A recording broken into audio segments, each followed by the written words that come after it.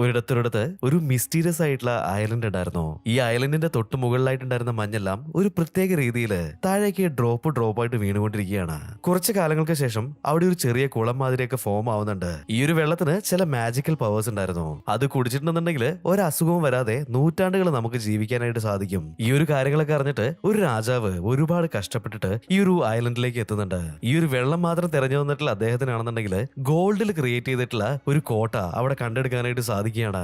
അത് മാത്രമല്ല, ഈ ഒരു കോട്ടയ്ക്കുള്ളിലായിട്ട് ഒരുപാട് ഗോൾഡും ഉണ്ടായിരുന്നു. ഇത്രയും ഗോൾഡും ഒരുപാട് മാജിക്കൽ ആയിട്ടുള്ള ആ ഒരു വാട്ടറും അങ്ങനെയുള്ള ഒരുപാട് കാര്യങ്ങൾ ഈ ദ്വീപിൽ വെച്ചിട്ട് അദ്ദേഹത്തിന് കിട്ടിയതുകൊണ്ട് തന്നെ അദ്ദേഹം സ്ഥിരമായിട്ട് അവിടെ സെറ്റിൽ ചെയ്യാണ്.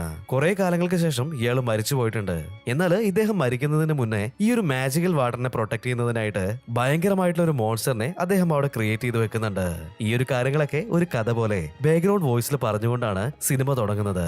ഈ ഒരു സീൻ കട്ട് ചെയ്തിട്ട് ഡയറക്റ്റ് ആയിട്ട് നമ്മുടെ ഹീറോനെയാണ് കാണിക്കുന്നത്. അവൻ എന്താ ചെയ്തുകൊണ്ടിരിക്കുന്നതെന്ന് വെച്ചിട്ടുണ്ടെന്നുണ്ടെങ്കിൽ കാടിന്റെ ഉള്ളിൽ മരമൊക്കെ വെട്ടുന്ന അങ്ങനെ ഒരു ജോലിയാണ് അവൻ ചെയ്തുകൊണ്ടിരിക്കുന്നത്. ഇപ്പൊ നോക്കുകയാണെന്നുണ്ടെങ്കിൽ അവിടെ ജോലി ചെയ്യാനായിട്ട് എത്തിയിട്ടുള്ള ഒരു ചെറിയ പയ്യൻ അബദ്ധവശാല് ഒരു മരം കട്ട് ചെയ്തിടുന്നുണ്ട്. ആ ഒരു മരം അതിപ്പോ അവന്റെ മേത്തേക്ക് തന്നെ വീഴാനായിട്ട് പോവാണ്. എന്നാൽ അത് വീഴുന്നതിന് തൊട്ട് മുന്നായിട്ട് നമ്മുടെ ഹീറോ വന്നിട്ട് ഈ ഒരു പയ്യനെ അവിടെ നിന്ന് രക്ഷിക്കുന്നുണ്ട്. ഇപ്പൊ ഈ ഒരു മരം നേരെ വന്നു വീണത് ഇവരുടെ മാനേജർ ആയിട്ടുള്ള ഒരാളുടെ മുന്നിലേക്കായിരുന്നു. തലനാരിഴക്കാണ് അദ്ദേഹം രക്ഷപ്പെട്ടത്. ഈ ഒരു കാര്യമൊക്കെ കണ്ടു കഴിഞ്ഞപ്പോ അദ്ദേഹത്തിന് ഒരുപാട് ദേഷ്യം വരികയാണ്. ആരാണ് ഇങ്ങനത്തെ പണിയൊക്കെ ഒപ്പിച്ചെന്ന് അദ്ദേഹം ഇപ്പൊ വിളിച്ചു ചോദിക്കുന്നുണ്ട്. ഇപ്പൊ ആ ഒരു പയ്യന് ചീത്തയാക്കണ്ടല്ലോ എന്ന് വിചാരിച്ചിട്ട് നമ്മുടെ ഹീറോ വന്നിട്ട് പറയാണ്, ഞാനാണ് അത് ചെയ്തത്, എനിക്ക് അറിയാതെ ചെയ്തതാന്നൊക്കെ അവൻ പറയുന്നുണ്ട്.